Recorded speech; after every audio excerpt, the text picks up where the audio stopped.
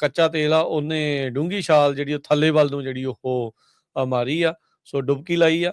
ਇਸ ਟਾਈਮ ਜਦੋਂ ਆਪਾਂ ਤੁਹਾਡੇ ਨਾਲ ਗੱਲ ਕਰ ਰਹੇ ਹਾਂ, ਬ੍ਰੈਂਟ ਆਇਲ ਜਿਹੜਾ ਕਿ ਸ਼ੁੱਕਰਵਾਰ ਨੂੰ ਹਰਜੋਤ ਸਿੰਘ ਜੀ $110 ਤੇ ਤੁਰਿਆ ਫਿਰਦਾ ਸੀ, ਅੱਜ $86 ਦੇ ਉੱਤੇ ਜਿਹੜਾ ਉਹ ਆ ਗਿਆ ਆ। ਇੱਥੋਂ ਤੱਕ ਕਿ ਅਮਰੀਕਾ ਦਾ ਵਿੱਚ ਵੀ ਜਿਹੜਾ ਕੱਚੇ ਤੇਲ ਦੀ ਕੀਮਤ ਆ ਉਹ ਵੀ $91 ਦੇ ਉੱਤੇ ਜਿਹੜੀ ਉਹ ਪਹੁੰਚ ਚੁੱਕੀ ਹੈਗੀ ਆ। ਸੋ ਇਹ ਇਸ ਦਾ ਕਾਫੀ ਜ਼ਿਆਦਾ ਜਿਹੜਾ ਹਰਜੋਤ ਸਿੰਘ ਜੀ ਲਾਹਾ ਕਹਿ ਲਓ ਵੀ ਕੱਚੇ ਤੇਲ ਦੀਆਂ ਕੀਮਤਾਂ ਨੂੰ ਲੈ ਕੇ ਜਿਹੜਾ ਉਹ ਹੋ ਰਿਹਾ ਆ।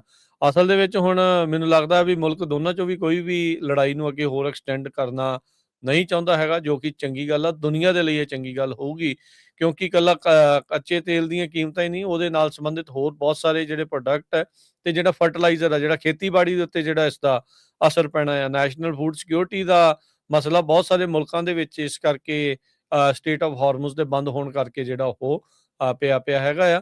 ਸੋ ਆਪਾਂ ਉਮੀਦ ਕਰਦੇ ਹਾਂ ਵੀ ਇਹ ਗੱਲ ਜਿਹੜੀ ਉਹ ਸਿਰੇ ਜਿਹੜੀ ਉਹ ਹੁਣ ਜਿਹੜੀ ਉਹ ਚੜੇ।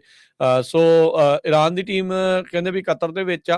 ਕਹਿੰਦੇ ਵੀ ਇਸ ਟਾਈਮ ਸਭ ਤੋਂ ਜ਼ਿਆਦਾ ਸੈਂਸਿਟਿਵ ਇਸ਼ੂਜ਼ ਦੇ ਉੱਤੇ ਜਿਹੜੀ ਯੂਐਸ ਦੀ ਡੀਲ ਆ ਦੇ ਵਿੱਚ ਨਾਲ ਸੰਬੰਧਿਤ ਆ, ਉਸ ਉੱਤੇ ਗੱਲ ਕਰ ਰਹੀ ਆ। ਹੁਣ ਇਹ ਨਹੀਂ ਪਤਾ ਹਰਜੋਤ ਸਿੰਘ ਜੀ ਵੀ ਵਿਚੋਲਗੀ ਦੀ ਵੀ ਜਿਹੜੀ ਭੂਮਿਕਾ ਉਹ ਪਾਕਿਸਤਾਨ ਵਾਲੇ ਨਿਭਾ ਰਹੇ ਆ ਜਾਂ ਨਹੀਂ। ਈਰਾਨ ਦੇ ਜਿਹੜੇ ਫੋਰਨ ਮਿਨਿਸਟਰ ਉੱਦਾਂ ਹੈਗੇ ਨੇ, ਸਪੋਕਸਮੈਨ ਸੌਰੀ, ਇਸਮਾਇਲ ਬਗਈ, ਉਹਨਾਂ ਨੇ ਕਿਹਾ ਵੀ ਗੱਲਬਾਤ ਜਿਹੜੀ ਉਹ ਹੋਈ ਆ ਯੂਐਸ ਦੇ ਵਿੱਚ ਜਿਹੜੀ ਪਾਕਿਸਤਾਨ ਦੀ ਮੀਡੀਏਸ਼ਨ ਦੇ ਤੌਰ ਦੇ ਉੱਤੇ, ਤੇ ਕਹਿੰਦੇ ਵੀ ਕਾਫੀ ਵੱਡੇ ਜਿਹੜੇ ਕਾਫੀ ਜ਼ਿਆਦਾ ਟੌਪਿਕਸ ਦੇ ਉੱਤੇ, ਪੋਰਸ਼ਨਸ ਦੇ ਉੱਤੇ ਗੱਲਬਾਤ ਜਿਹੜੀ ਉਹ ਹੋਈ ਆ। ਪਰ ਕਹਿੰਦਾ ਪਰ ਇਹ ਨਾ ਮੰਨਿਆ ਜਾਵੇ ਵੀ ਸਮਝੌਤੇ ਦੇ ਉੱਤੇ ਤੁਰੰਤ ਜਿਹੜੇ ਉਹ ਸਾਈਨ ਆ ਉਹ ਹੋ ਜਾਣਗੇ। ਸੋ ਸਟ੍ਰੇਟ ਆਫ ਹਾਰਮੋਜ਼ ਅਨਰਿਚਡ ਯੂਰੇਨੀਅਮ, ਇਹ ਕਹਿੰਦੇ ਵੀ ਇਸ ਟਾਈਮ ਜਿਹੜੀ ਗੱਲਬਾਤ ਆ ਦੇ ਮੁੱਖ ਕੇਂਦਰ ਬਿੰਦੂ ਜਿਹੜੇ ਉਹ ਬਣ ਚੁੱਕੇ ਆ। ਇਸ ਮੌਕੇ ਜਿਹੜੀ ਗੱਲਬਾਤ ਹੋ ਰਹੀ ਆ ਦੋਹਾ ਕਤਰ ਦੇ ਵਿੱਚ ਜਿਹੜੀ ਉਹ ਕੀਤੀ ਜਾ ਰਹੀ ਆ। ਈਰਾਨ ਦੇ ਜਿਹੜੇ ਟੌਪ ਨੈਗੋਸ਼ੀਏਟਰ ਮੁਹੰਮਦ ਬਗੇਰ ਗਲਿਫਬਾਗ ਆ ਤੇ ਫੋਰਨ ਮਿਨਿਸਟਰ ਜਿਹੜੇ ਅਬਾਸ ਅਰਾਗਚੀ ਤੇ ਉਹਨਾਂ ਦੇ ਸੈਂਟਰਲ ਬੈਂਕ ਦੇ ਗਵਰਨਰ ਹਮੈਤੀ, ਉਹ ਉੱਥੇ ਜਿਹੜੇ ਉਹ ਪਹੁੰਚੇ ਹੋਏ ਨੇ। ਸੋ ਹਜ਼ਬੁੱਲਾ ਦੀ ਸਪੋਰਟ ਦੇ ਵਿੱਚ ਈਰਾਨ ਦੇ ਜਿਹੜੇ ਫੋਰਨ ਮਿਨਿਸਟਰ ਆ ਉਹਨਾਂ ਨੇ ਮੈਸੇਜ ਜਿਹੜਾ ਉਹ ਦਿੱਤਾ ਜਿਹੜਾ ਉਹ ਹੈਗਾ ਆ।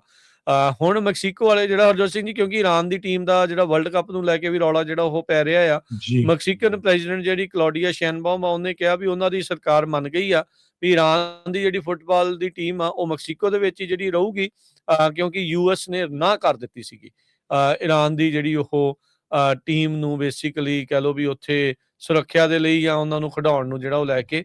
ਉੱਦਾਂ ਤਾਂ ਵੈਸੇ ਹਰਜੋਤ ਸਿੰਘ ਜੀ ਸਾਰੇ ਜਗ੍ਹਾ ਇਹ ਕਿਹਾ ਜਾਂਦਾ ਵੀ ਜਿਹੜੀ ਸਪੋਰਟਸਮੈਨਸ਼ਿਪ ਆ ਉਹਦੇ ਵਿੱਚ ਮੁਲਕਾਂ ਦੇ ਇਸ ਤਰੀਕੇ ਦੇ ਰਵੱਈਏ ਨਹੀਂ ਹੋਣੇ ਚਾਹੀਦੇ, ਪਰ ਇਹ ਸਾਰਾ ਚੀਜ਼ਾਂ ਜਿਹੜੀਆਂ ਇਸ ਟਾਈਮ ਸਾਹਮਣੇ ਜਿਹੜੀਆਂ ਉਹ ਆ ਰਹੀਆਂ। ਈਰਾਨ ਦੇ ਜਿਹੜੇ ਫੁੱਟਬਾਲ ਫੈਡਰੇਸ਼ਨ ਦੇ ਹੈੱਡ ਆ, ਉਹਨਾਂ ਨੇ ਕਿਹਾ ਆ ਬੀਤੇ ਸ਼ਨੀਚਰਵਾਰ ਕਿਹਾ ਸੀਗਾ ਵੀ ਜਿਹੜਾ ਟੀਮ ਦਾ ਬੇਸ ਆ ਉਹ ਮੈਕਸੀਕੋ ਦੀ ਬਾਰਡਰ ਸਿਟੀ ਤਿਓਵਾਨਾ ਉੱਥੇ ਜਿਹੜਾ ਹੋਊਗਾ। ਪਹਿਲਾਂ ਇਹ ਐਰੀਜ਼ੋਨਾ ਯੂਐਸ ਦੇ ਵਿੱਚ ਇਹਨਾਂ ਨੇ ਆਪਣਾ ਜਿਹੜਾ ਉਹ ਬੇਸ ਕੈਂਪ ਬਣਾਉਣਾ ਸੀਗਾ, ਪਰ ਹੁਣ ਜਿਹੜੀ ਮੈਕਸੀਕਨ ਪ੍ਰੈਜ਼ੀਡੈਂਟ ਕਲੌਡੀਆ ਸ਼ੈਨਬਾਉਮ ਨੇ ਕਿਹਾ ਆ ਕਿ ਕੋਈ ਚੱਕਰ ਨਹੀਂ, ਅਸੀਂ ਇਹਨਾਂ ਨੂੰ ਜਿਹੜਾ ਹੁਣ ਉੱਥੇ ਰੱਖ ਲਵਾਂਗੇ।